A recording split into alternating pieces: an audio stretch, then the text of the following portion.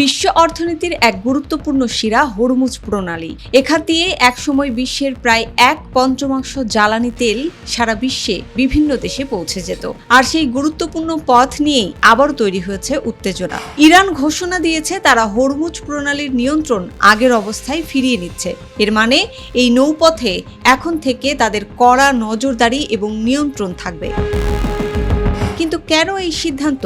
ইরানের অভিযোগ, যুক্তরাষ্ট্র তাদের বন্দরগুলোতে কার্যত নৌ অবরোধ সৃষ্টি করেছে, যাকে তারা জলদস্যুতা বলে আখ্যা দিয়েছেন। অন্যদিকে ইউনাইটেড স্টেট তাদের অবস্থানে অনড়। প্রেসিডেন্ট ডোনাল্ড ট্রাম্প স্পষ্ট করে দিয়েছেন, ইরানের পরমাণু কর্মসূচি নিয়ে নতুন কোনো চুক্তি না হওয়া পর্যন্ত অবরোধ চলবে। এই টানাপোড়েনের মাঝেই সবচেয়ে বড় শঙ্কা তৈরি হয়েছে জ্বালানি সরবরাহ নিয়ে। কারণ এই প্রণালীতে কোনো ধরনের বাধা মানে বিশ্ববাজারে তেলের দামে অস্থিরতা। বিশ্লেষকরা বলছেন, পরিস্থিতি যদি আরও জটিল হয় তাহলে এর প্রভাব পড়বে বিশ্বজুড়ে, পরিবহন থেকে শুরু করে দৈনন্দিন পণ্যের দাম পর্যন্ত। সব মিলিয়ে হরমুজ প্রণালীকে ঘিরে এই উত্তেজনা শুধু আঞ্চলিক নয়, এটা এখন বৈশ্বিক উদ্বেগের কারণ।